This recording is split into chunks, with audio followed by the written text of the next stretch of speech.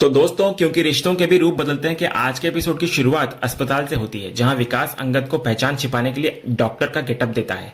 तभी असली डॉक्टर वहां आकर पूछते हैं कि सब ठीक है या नहीं। तो विकास उनकी हेल्प के लिए उनका धन्यवाद करता है, जिस पर डॉक्टर कहता है कि एवी की जबरदस्त फैन फॉलोइंग को देखते हुए यही बेहतर है, वरना अस्पताल में भीड़ और अफरा तफरी मच सकती है। डॉक्टर के जाने के बाद विकास अंगद को भरोसा दिलाता है कि अब इस रूप में उसे कोई पहचान नहीं पाएगा। हालांकि दूर खड़ा आरव ये सब कुछ देख चुका होता है। इसके बाद अंगद और विकास वहां से निकलने लगते हैं और ठीक उनके पीछे वृंदा भी अपने पूरे परिवार के साथ अस्पताल पहुंचती है, लेकिन दोनों एक दूसरे को देख नहीं पाते। इधर वृंदा बच्चों को देखते ही भावुक हो जाती है। वो पहले अक्षय को गले लगाती है और फिर आरव को भी अपने पास खींच लेती है। अक्षय के सिर पर लगी चोट देखकर वो घबराती है, लेकिन अक्षय उसको कहता है कि वो ठीक है और ज्यादा दर्द भी नहीं हो रहा। तभी हेमंत दोनों बच्चों का हाल पूछता है और डॉक्टर के बारे में जानना चाहता है। अक्षय कहता है कि डॉक्टर दूसरे मरीजों को देखने गए हैं। इधर वृंदा आरव को भी अच्छी तरह देखकर तसल्ली करती है कि उसे कोई चोट तो नहीं लगी। अक्षय और आरव दोनों कहते हैं कि वो बिल्कुल ठीक है। इसके बाद हेमंत डॉक्टर से मिलने निकलता है और सुप्रिया से देव और सलोनी को खबर देने के लिए कहता है कि बच्चे मिल गए हैं। तभी वहां कार्तिक पहुंचता है। वो इस पूरी घटना के लिए अफसोस जताते हुए कहता है कि वो अपने बिजनेस एसोसिएट्स में इतना बिजी था कि उसे समय पर इस हादसे का पता ही नहीं चला। वो अक्षय का फिर हाल पूछता है तो अक्षय कहता है कि एवी को देखने और उसके साथ तस्वीर खिंचवाने के चक्कर में अचानक भीड़ बेकाबू हो गई और वे भी उसी भगदड़ में फंस गए। इसके बाद कार्तिक सभी से कहता है कि अस्पताल में किसी भी तरह की हेल्प चाहिए तो उसको जरूर बताए, क्योंकि यहाँ उसकी पहचान है। वो वृंदा से भी इस घटना के लिए माफी मांगता है। उधर डॉक्टर के भेष में जा रहा अंगद दूर से देखता है कि बच्चों के परिवार वाले उनके पास पहुंच चुके हैं। वो राहत महसूस करता है कि अब दोनों बच्चे सुरक्षित हाथों में हैं और उसकी चिंता करने की जरूरत नहीं है उसे। लेकिन तभी आरव की नजर उस पर पड़ जाती है। आरव तुरंत वृंदा का हाथ पकड़कर उसे अपने साथ बाहर ले जाने लगता है। वो कहता है कि एवी के फोन में उसकी सेल्फी है और उसे वो तस्वीर चाहिए। सभी उसको रोकने की कोशिश करते हैं, लेकिन वो जिद करते हुए वृंदा को बाहर ले आता है। डॉक्टर के भेष में जाते अंगद को देखकर आरव उसको पहचान लेता है और वृंदा से कहता है कि वही एवी है। वृंदा को उसकी बात पर यकीन नहीं होता, लेकिन आरव कहता रहता है कि वही उन्हें अस्पताल लेकर आया था। आखिरकार आरव की जिद पर वृंदा भी एवी को आवाज लगाती है, तो अपना नाम सुनते ही अंगद अचानक से रुक जाता है। वो वापस मुड़कर देखता है, लेकिन तब तक वृंदा और आरव दीवार की दूसरी तरफ हो चुके होते हैं। वहां किसी को न देखकर अंगद हैरान हो जाता है। उसे समझ नहीं आता कि उसे किसने पुकारा और वो आवाज उसे इतनी जानी पहचानी क्यों लगी। उधर आरव कुछ देर और इंतजार करना चाह रहा होता है, लेकिन वृंदा उसको समझाती है कि अक्षय घायल है और उसके माता पिता भी परेशान हो रहे होंगे, इसलिए वो उसको लेकर वापस चली जाती है। इधर विकास अंगद को फिर रुकता देखकर परेशान हो जाता है। अंगद कहता है कि किसी ने उसे एवी कहकर पुकारा था, इसलिए वो रुक गया। तो विकास मजाक में कहता है कि उसकी फैन फॉलोइंग इतनी जबरदस्त है कि डॉक्टर के भेष में भी किसी ने उसे पहचान ही लिया। इसके बाद वो उसको जल्दी वहां से ले जाता है। कुछ देर बाद इधर डॉक्टर परिवार को आकर कहते हैं कि अक्षय की हालत अब ठीक है, दर्द ज्यादा होने पर ही दवा देने की जरूरत होगी और अब दोनों बच्चों को घर ले जाया जा सकता है। डॉक्टर के जाने के बाद तुरंत वृंदा अक्षय से पूछते कि वो और आरव आखिर वहां गए क्यों थे।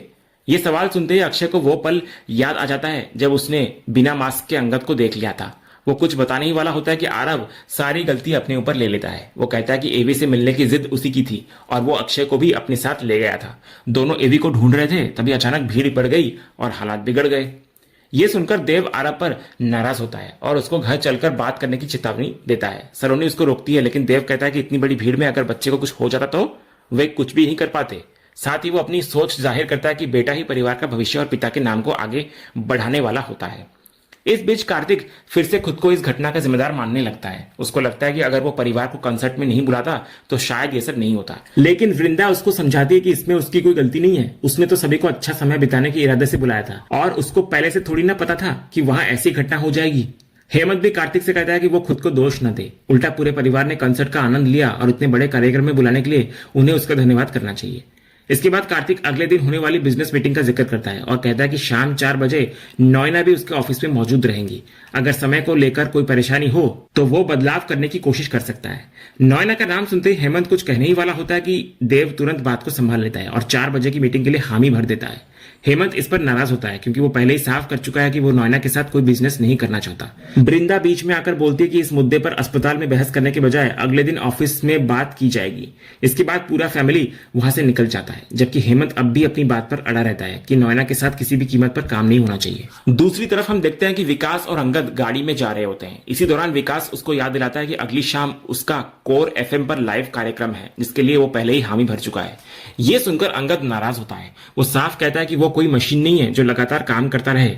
वो कहता है कि रांची का शो भी विकास ने अचानक उसके सिर पर डाल दिया और अब एफएम का कार्यक्रम भी सामने है। लगातार काम करते करते वो थक चुका है और उसे कुछ टाइम के लिए आराम चाहिए। इस पर विकास रांची वाले शो के लिए उसका थैंक यू कहता है, लेकिन समझाता भी है कि एफएम वालों से पहले ही वादा हो चुका है। कार्यक्रम लाइव है और उसके आने का प्रचार भी सोशल मीडिया पर किया जा चुका है, इसलिए अब पीछे हटना ठीक नहीं होगा। तो आखिरकार अंगद मान जाता है, लेकिन फिर विकास को साफ वार्निंग देता है कि आगे से उससे पूछे बिना किसी को भी उसकी तरफ से हाँ ना कहे। तो विकास भी वादा करता है कि अब वो बिना पूछे कोई कमिटमेंट नहीं करेगा। दूसरी तरफ पूरा परिवार घर पहुंचता है। गाड़ी से उतरते समय सलोनी सोए हुए आरव को अंदर ले जाने की बात कहती है वृंदा से, लेकिन वृंदा जिसके गोद में आरव सोया हुआ होता है वो सलोनी से आराम करने के लिए भेज देती है उसे और खुद आरव को कमरे में लेकर चली जाती है। वृंदा इधर प्यार से आरव के जूते उतारती है, उसको ठीक से सुलाकर रजाई उड़ाती है और उसके सिर पर हाथ फेरती है। आरव को देखते हुए उसे कंसर्ट की बातें याद आने लगती है। उसको याद आता है कि कैसे एवी के गाने सुनते हुए अनजाने में उसके चेहरे पर मुस्कान आ गई थी और कार्तिक ने भी उसकी उस मुस्कान को तुरंत महसूस कर लिया था। वृंदा कमरे की लाइट फिर बंद करके जाने लगती है, लेकिन तभी उसकी नजर एवी के कंसर्ट वाले पोस्टर पर पड़ती है। पोस्टर को देखते ही उसके सामने फिर से कंसर्ट के दृश्य घूमने लगते हैं कि एवी का गाना, उसके लिए लोगों की दीवानगी और उसको देखकर आरव की खुशी।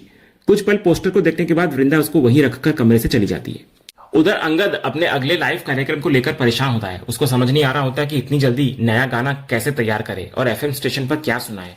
कुछ इंस्पिरेशन मिलने की उम्मीद में वो अपना लैपटॉप खोलकर इंटरनेट पर शायरियां तलाशने लगता है। सबसे पहले उसकी नजर एक ऐसी शायरी पर पड़ती है जिसमें किसी अपने के वजूद, हाथों की लकीरों, आंसुओं और पुरानी यादें के न मिटने वाले दर्द का जिक्र होता है। अंगद उसको ध्यान से पढ़ता है, लेकिन उसे वो पसंद नहीं आती और वो आगे बढ़ जाता है। इसके बाद उसे एक और दर्द भरी शायरी मिलती है जिसमें खामोशी, गम, आंसू और मोहब्बत से मिले दर्द की बात होती है। अंगद इसे भी पढ़ता है, लेकिन उसे समझ नहीं आता कि इन शब्दों से वो अपना गाना कैसे तैयार करे, इसलिए वो फिर से कुछ नया तलाशने लगता है। अंगद लगातार एक के बाद एक नई शायरियां पढ़ता है, लेकिन कोई भी शब्द उसके दिल को उस तरह नहीं छू पाता जिसकी उसे अपने नए गाने के लिए तलाश है। काफी देर तक खोजने के बाद भी उसे कुछ ऐसा नहीं मिलता जिसे वो अपनी धुन और अपने एहसासों में ढाल सके। अब उसकी परेशानी और बढ़ जाती है क्योंकि अगले दिन उसे लाइव कार्यक्रम में कुछ नया सुनाना है। उधर वृंदा भी अपने लैपटॉप के सामने बैठी कुछ लिख रही होती है। उसके शब्दों में उसकी पुरानी यादें और किसी अपने से जुड़ी भावनाएं साफ दिखाई देती हैं। वो अपने मन में लिखी शायरी को पढ़ती है। उसकी हंसी की वो पुरानी आदत आज भी उसे याद आती है और उसकी हर सुबह आज भी उसे एक शख्स की याद में जुड़ जाती है। इन शब्दों से साफ महसूस होता है कि समय भले ही काफी आगे बढ़ चुका हो, लेकिन उसके दिल में बीते हुए रिश्ते और पुराने प्यार की यादें आज भी कहीं ना कहीं जिंदा है। अपनी इन भावनाओं को शब्दों में उतारने के बाद वृंदा उस शायरी को ईमेल के जरिए किसी को भेज देती है। अगली सुबह हम देखते हैं कि कार्तिक और वीरानी परिवार के बीच नोएना को लेकर बातचीत हो रही होती है। कार्तिक हेमंत से जानना चाहता है कि वो नोएना के साथ काम करने से इतनी सख्ती से क्यों मना कर रहा है। वो समझाता है कि उसकी कंपनी कई वर्षों से नोएना के साथ काम कर रही है और उसके अनुभव से वो बेहद मेहनती और टैलेंटेड है, इसीलिए कम से कम एक बार साथ काम करके देखने में कोई नुकसान नहीं है। लेकिन हेमंत अपनी बात पर कायम रहता है। वो मानता है कि नोएना अपने काम में कितनी भी अच्छी क्यों ना हो और कार्तिक के परिवार के साथ उसके संबंध कितने भी पुराने क्यों ना हो, लेकिन वीरानी परिवार उसके साथ किसी भी कीमत पर काम नहीं करेगा। हेमंत कार्तिक को भरोसा दिलाता है कि उनके परिवार की कंपनी जिस स्तर की गुणवत्ता दे सकती है वैसी गुणवत्ता किसी और के लिए देना आसान नहीं होगा। इसलिए अगर कार्तिक इस प्रोजेक्ट से नोएना को अलग कर दे तो वे तुरंत साथ काम करने के लिए तैयार हैं। लेकिन कार्तिक साफ कहता है कि ऐसा करना संभव नहीं है। ऋतिक इसकी वजह पूछता है तो कार्तिक कहता है कि इस प्रोजेक्ट के लिए एक खास तरह के कच्चे माल की जरूरत है और उसको सिर्फ नोएना की कंपनी ही तैयार करती है। उस विशेष मटेरियल का पेटेंट भी उन्हीं के पास है, इसलिए उनके बिना ये प्रोजेक्ट आगे बढ़ ही नहीं सकता। कार्तिक फिर आखिर में साफ कर देता है कि अगर सभी को इस बिजनेस और साझेदारी में आगे बढ़ना है तो नोएना के साथ काम करने का कोई ना कोई रास्ता निकालना ही पड़ेगा, क्योंकि फिलहाल दूसरा कोई विकल्प मौजूद नहीं है। यह सुनकर पूरा वीरानी परिवार खामोश होता हुआ नजर आता है। सभी एक दूसरे की तरफ देखते हैं और इसी उलझन के साथ आज का यह एपिसोड यहीं पर खत्म होता है। तो दोस्तों, आपको आज के एपिसोड का अपडेट कैसा लगा, अपनी राय हमें कमेंट बॉक्स में जरूर बताएं। अगर आपको आज का यह वीडियो पसंद आया हो तो वीडियो को लाइक और शेयर जरूर करें और ऐसे ही लेटेस्ट एपिसोड के अपडेट्स जानने के लिए हमारे इस चैनल को सब्सक्राइब करना ना भूलें और बेल आइकन को भी जरूर दबाएं। मिलते हैं अगले एपिसोड के अपडेट के साथ, तब तक के लिए धन्यवाद।